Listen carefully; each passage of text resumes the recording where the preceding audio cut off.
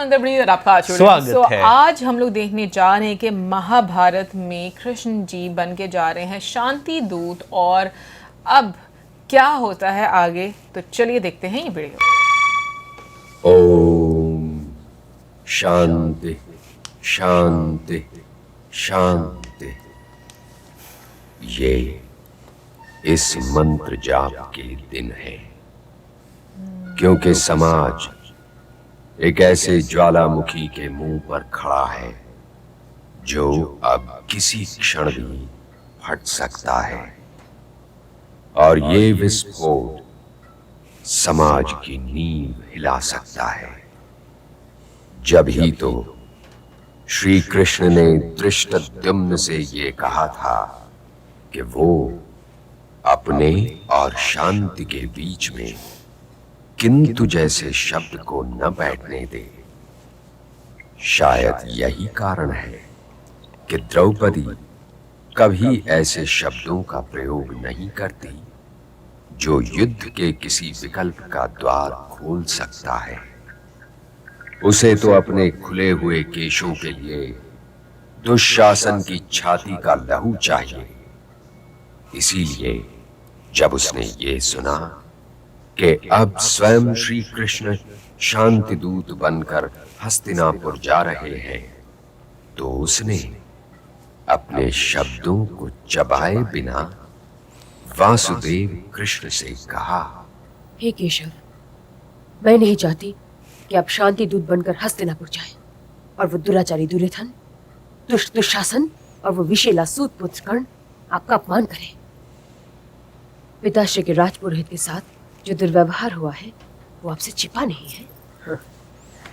मुझसे तो कुछ भी नहीं छिपा है कृष्ण, परंतु यदि पांडवों के लिए शांति मिले तो मुझे अपना अपमान स्वीकार है। हाँ, यदि इस सौदे के लिए मुझे पांडवों के आत्मसम्मान से मूल्य चुकाना पड़े तो वो शांति मैं नहीं लूंगा। मैं तुम्हें यह वचन देता हूं। जब तक मेरे ये केश खुले हुए हैं केशव, क्या तब तक संपूर्ण शांति संभव है? क्या मेरे ये खुले हुए केश अपमान के ध्वज की भांति सदैव ही कुंती पुत्रों के स्वाभिमान की क्षितिज पर लहराते नहीं रहेंगे? जिसे आप शांति कह रहे हैं केशव, कहीं वो आत्मसमर्पण तो नहीं? वे दुष्ट शांति नहीं, दंड के अधिकारी हैं। तनिक याद कीजिए केशव, तनिक याद कीजिए। 13 वर्ष पहले की ये द्रौपदी, हवन कुंड से उत्पन्न होने वाली ये द्रौपदी, महाराजा द्रुपद की पुत्री ये द्रौपदी, महावीर धृष्टद्युम्न की बहन ये द्रौपदी, 5 महारथियों की पत्नी ये द्रौपदी, 5 महारथियों की माता ये द्रौपदी, इन्हीं केशों से पकड़ के खींची जाती हुई कैसे उस कुरु राजसभा में लाई गई थी, जिसमें सिंहासन पर भरतवंशियों की परंपराओं के उत्तराधिकारी ज्येष्ठ पिताश्री महाराजा धीराज धृतराष्ट्र विराजमान थे। वो सभा गुरुओं और उनके शुभ चिंतकों से भरी हुई थी, परंतु आपके अतिरिक्त गुरु मर्यादा की रक्षा करने के लिए कोई नहीं बढ़ा। हे वसुदेव, मैं न तो उनसे आशीर्वाद लेने को तैयार हूं और न ही उन्हें आशीर्वाद देने को। क्या मैं नहीं जानता कृष्ण? मैं ये सब जानता हूं, सब जानता हूं। तुम्हारे ये खुले हुए केश मैं देख रहा हूं, उनमें भरी हुई कुरु राजसभा की धूल मैं देख रहा हूं, और उस धूल की दुर्गंध भी मुझ तक आ रही है। फिर भी कृष्ण, शांति फिर शांति है।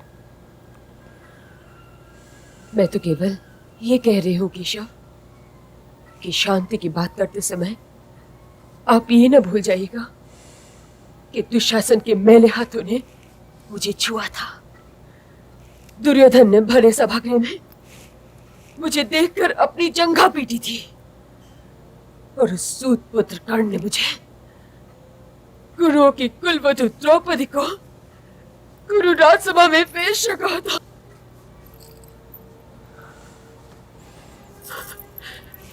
हे देवकी नंदन, हे नंदलाल, मैं नहीं चाहती कि उसी राजसभा में उन्हीं लोगों के पास हमारी ओर से कोई शांति दूत बनकर जाए।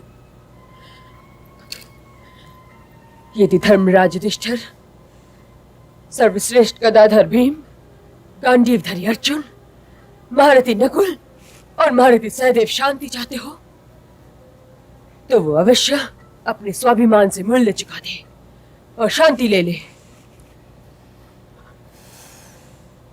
मेरे इन खुले हुए केशों के लिए मेरे बूढ़े पिता दुशासन के छाती का लहू लाएंगे।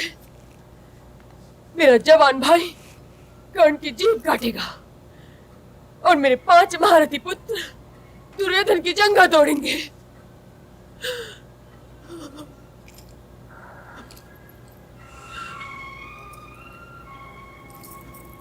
रो मत कृष्ण, रो मत। रोना तो दूसरी कुरु नारियों का भाग्य बन चुका है। हे याज्ञसेनी, यूं रोना तुम्हारी आंखों को शोभा नहीं देता। तुम्हारी इन आंखों से तो भारतवर्ष के भविष्य के सूर्य को उदय होना है याज्ञसेनी।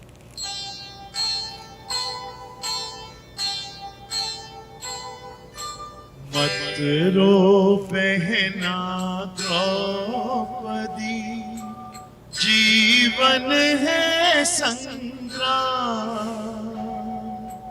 धीरज धर मन शांत कर, पूर्ण होंगे सब काम, पूर्ण होंगे सब काम। सत्य असत सर्वत्र है, अबला सबला हो। नारायण पूरक बने, पांचाली जब रो, पांचाली जब रो। क्या हमारी बाहों में इतना बल है आचार्य कि वो रणभूमि और हस्तिनापुर के बीच के अंतर को घटने से रोक दें?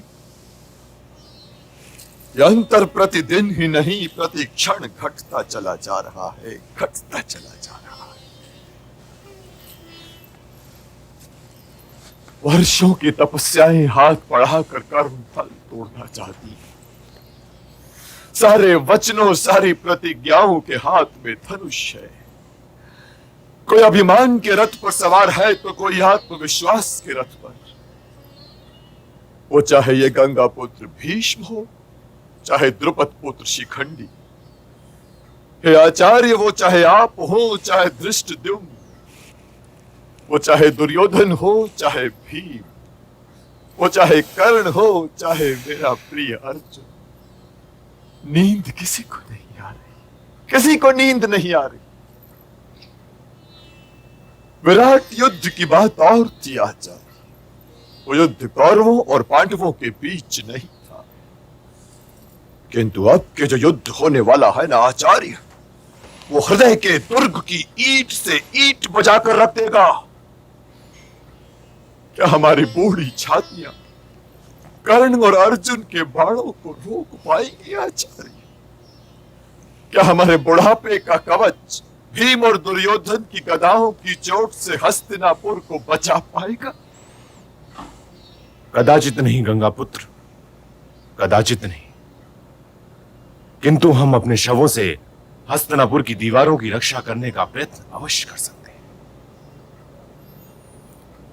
जब तक युद्ध का शंख न बजे गंगापुत्र, तब तक ये आशा करते